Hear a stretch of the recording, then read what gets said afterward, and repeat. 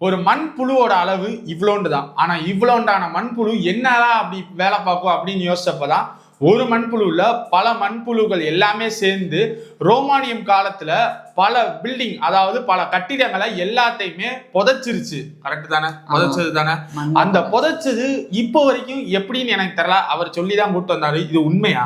இது உண்மைதான். இத சொன்னது இந்த குரங்கில் இருந்து மனிதன் தோன்றினான் அப்படின்ற பரிணாம வளர்ச்சியை எடுத்துரைச்ச பரிணாம கோட்பாட்டின் தந்தை சார்லஸ் டார்வின் தான். அவர் தான் இதை கண்டுபிடிச்சு சொன்னாரு. அதை எப்படி இதை கண்டுபிடிச்சார் அப்படின்றதுக்கு முன்னாடி இந்த மண்புழுக்கள் என்ன செஞ்சிருக்கு அப்படின்றத சொல்றேன். இந்த ரோமானிய காலத்துல இருந்த நிறைய கட்டிடங்கள் மண்ணுக்குள்ள புதைஞ்சு போயிருச்சு. அது எப்படி புதைக்கப்பட்டது அப்படின்றதுக்கு நிறைய பேர் நிறைய ரீசன்ஸ் அந்த காலத்துல சொல்லிட்டு இருந்தாங்க. ஒண்ணு நிறைய மழை பெஞ்சு எப்ப மனித நடமாட்டம் இல்லாம போகுதோ அந்த கட்டிடம் கொஞ்சம் கொஞ்சமா சேதமடைய ஆரம்பிக்கும். அப்படி சேதமடையும் போது ஆரம்பத்துல மேற்கூரை பேந்துரும். அதுக்கப்புறம் கொஞ்சம் கொஞ்சமா செவுரு அதெல்லாமே உடைய ஆரம்பிச்சிடும். ஆமா, அப்படியே டேமேஜ் ஆக ஆக கொஞ்சம் கொஞ்சமா இந்த மரம் செடி கொடி எல்லாம் முளைக்க ஆரம்பிச்சு அப்படியே அந்த கட்டிடங்கள் மண்ணுக்குள்ள புதைஞ்சிருச்சு அப்படின்னு சொல்லி நம்பினாங்க. ஆனா இங்க பெரிய கேள்வி இருந்தது. என்னதான் மரம் வளர்ந்தாலும் அதுக்கப்புறம் செடி கொடியெல்லாம் வளர்ந்தாலும் அது மேலே வளர்ந்து வருமே தவிர கட்டிடங்கள் இடிஞ்சு விழுமே தவிர அது கட்டிடங்கள் அப்படியே உள்ள போகாது, மண்ணுக்கு அடியில போகாது. கரெக்ட் தானே? ஆமா, அந்த மாதிரியான ஒரு கேள்வி இருந்தது.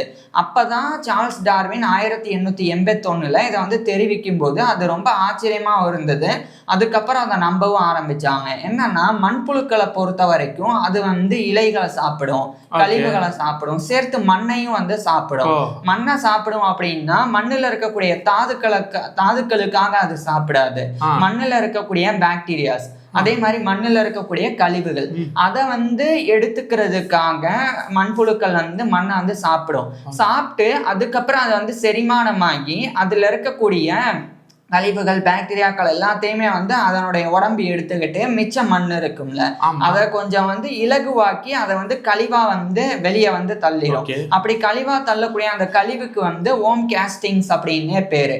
இத எப்படி இது மண்புழுக்கள் பண்ணும் அப்படின்னா, இப்ப ஒரு இலை இருக்குன்னு வைங்களேன், மேல அந்த இலையை சாப்பிட்டுட்டு அப்படியே அதை சாப்பிடாம மேலே வச்சு சாப்பிடாம அப்படியே மண்ணுக்குள்ள இழுத்துட்டு போகும்.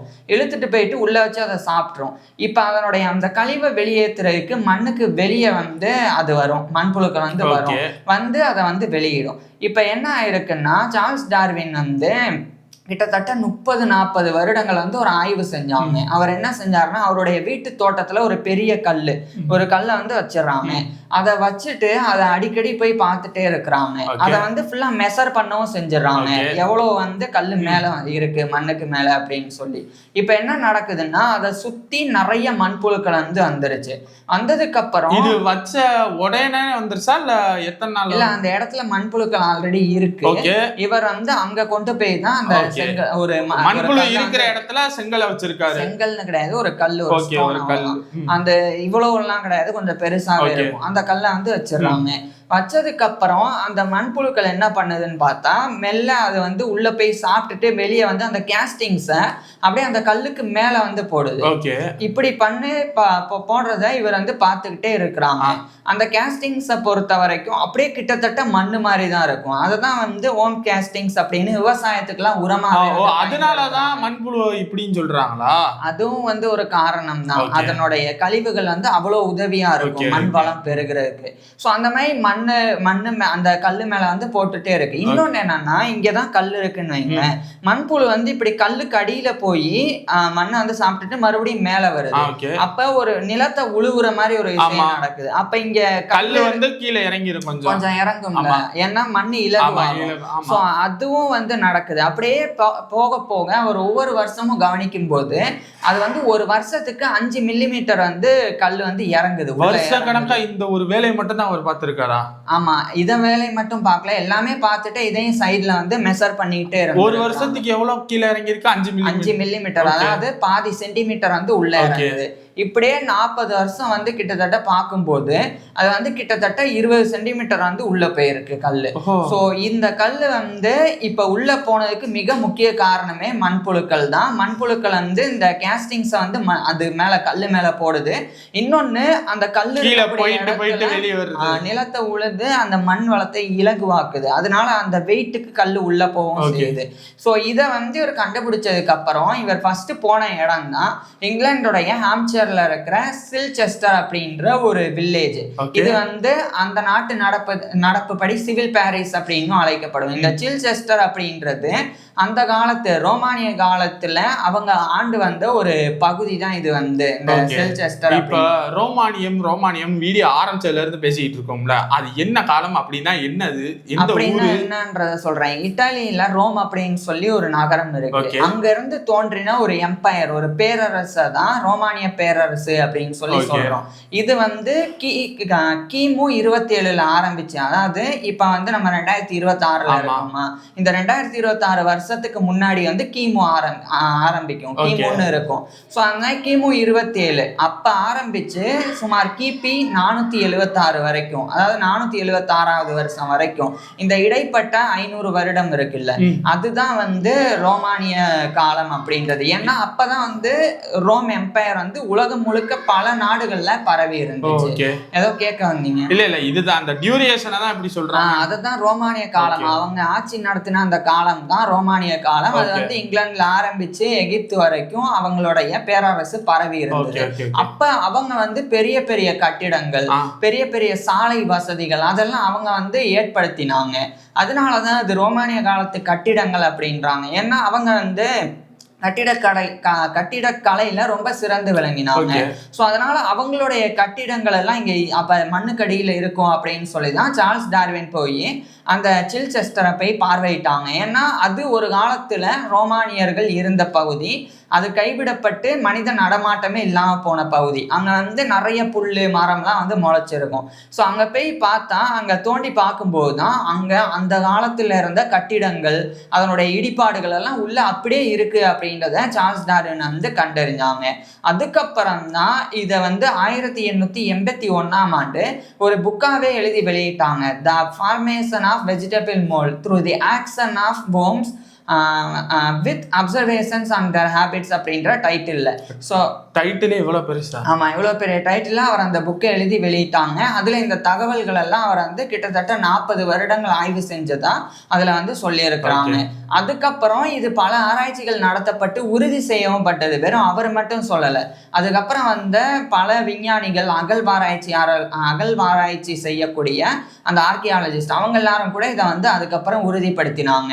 அதுக்கப்புறம் தான் ஒரு விஷயம் புரிய வந்தது. இந்த பழங்காலத்து சிலைகள் இப்ப கீழடியில கிடைக்கக்கூடிய பல விஷயங்கள் இருக்குல்ல, அந்த காலத்துல இருந்த பானையில ஆரம்பிச்சு பல விஷயங்கள் அதெல்லாமே வந்து கைவிடப்பட்ட பிறகு மண்ணுக்கு அடியில போறதுக்கு முக்கிய காரணமே மண்புழுக்கள் தான் அப்படின்னு. ஏன்னா நீங்க என்னதான் வந்து வேற ஒரு இடத்துல இருந்து இன்னொரு இடத்துக்கு மண்ணு வந்தாலும், அந்த இடத்துல மரம் புல் எல்லாம் வந்து முளைச்சாலும் முழுசா அந்த இடுபாடுகள் வந்து உள்ள போவாது, மேல அப்படியே தான் இருக்கும். அது உள்ள போறதுக்கு இதுவும் வந்து மண்புழுக்களும் வந்து ஒரு முக்கிய காரணமா இருந்திருக்கு. இப்போ உங்களுக்கு ஒரு டவுட் வரலாம், ஒரு பெரிய கட்டிடம் வந்து மண்ணுக்கடியில போகுது, அது ஏன் உடைஞ்ச பிறகு அது வந்து உள்ள போகணும்? அது முழுசா இருக்கும் போதே உள்ள போலாம்ல? கரெக்ட் தானே? அது முழுசா இருக்கும் போது உள்ள போக வாய்ப்பு இல்லை. ஏன்னா பேஸ்மெண்ட் இருக்கு, அது ஓகே. இன்னொன்னு என்னன்னா, ஒரு முழு கட்டிடத்துக்குள்ள வந்து இருட்டு இருக்கும். மனிதர்கள் விட்டுட்டாங்கன்னா இருட்டு இருக்கும், அதுக்குள்ள வந்து பெருசா வெளிச்சம் இருக்காது. அப்ப அது வந்து இந்த மண்புழுக்கள் வந்து வாழ்றதுக்கு ஏற்ற அந்த சூழல் வந்து இருக்காது. ஸோ அதனால உள்ள நுழையவும் முடியாது.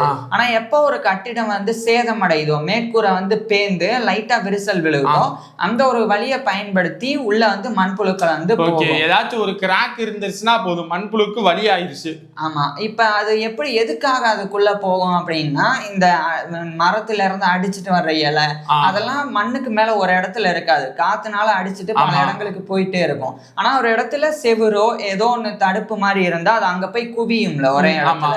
ஸோ அந்த மாதிரி உள்ள நிறைய கழிவுகள், இலை, தலைகள் எல்லாம் போய் உள்ள போய் சேர்ந்துரும். ஸோ அதை சாப்பிட்றதுக்காக தான் மண்புழுக்கள் உள்ள போய் அதை ஒவ்வொரு முறை உள்ள இழுத்துட்டு போய் சாப்பிடும், வெளியே வரும், அதுக்கப்புறம் அதை கழிவை வெளியிடும். ஸோ இப்படியே நடக்க நடக்க காலப்போக்குல அது வந்து கிட்டத்தட்ட 1500 வருஷம் மேல ஆயிருச்சு. ரோமானிய காலத்து கட்டிடங்கள் எல்லாம் கைவிடப்பட்டு. ஸோ அதனால அதெல்லாம் இவ்வளோ காலத்துல அது வந்து அதனோட இடிபாடுகள் எல்லாம் இப்படி உள்ள போயிருச்சு அப்படின்றது கண்டறியப்பட்டது. இப்படிதான் மண்புழுக்கள் வந்து ரோமானிய காலத்து கட்டிடங்களை உள்ள வந்து மண்ணுக்கு அடியில புதைச்சிருக்கு.